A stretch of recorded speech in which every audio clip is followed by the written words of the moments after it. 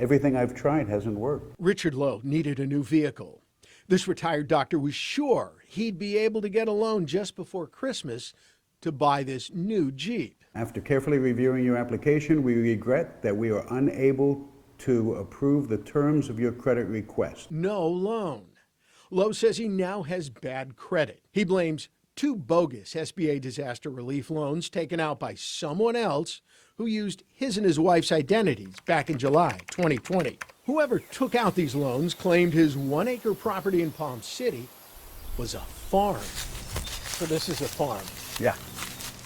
Welcome to Donna Farms and Lowe Farm. Donna is his wife. The SBA wrote the Lowes they'd have to start paying back on their loan in July 2021.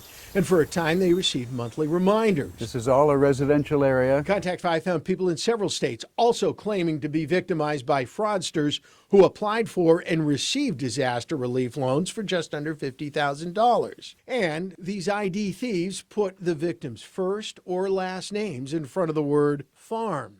It makes no sense that the government was that gullible, because all they had to do is put in that address and they would have seen it's a residential address. After the Secret Service and FBI investigated, the SBA stopped asking the Lowes for loan repayments.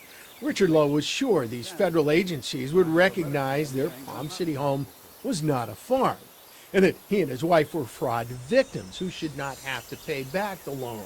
And then last month, Richard received another letter. They say your SBA loan is past due for 2 installments for a total of $468.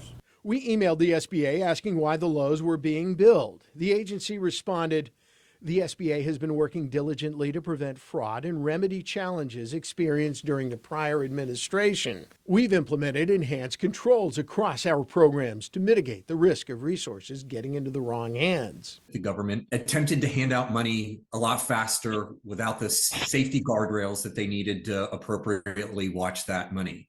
Scott Amy is the general counsel for the Project on Government Oversight, a private watchdog group. He says the SBA is not doing enough to help victims. To hear that there's still these farm fraud cases that are out there and they're receiving notices now that they have to repay back the amounts owed on those loans is completely outrageous. And I still owe the debt. Richard Lowe believes he's on the hook for almost $100,000 for the 2 bogus loans. This after a phone call to an SBA customer service agent. The U.S. government is saying, we don't care. They do not care that I've proven that it's fraud. They want me to pay for it. To pay for a loan he says he never applied for farms that don't exist.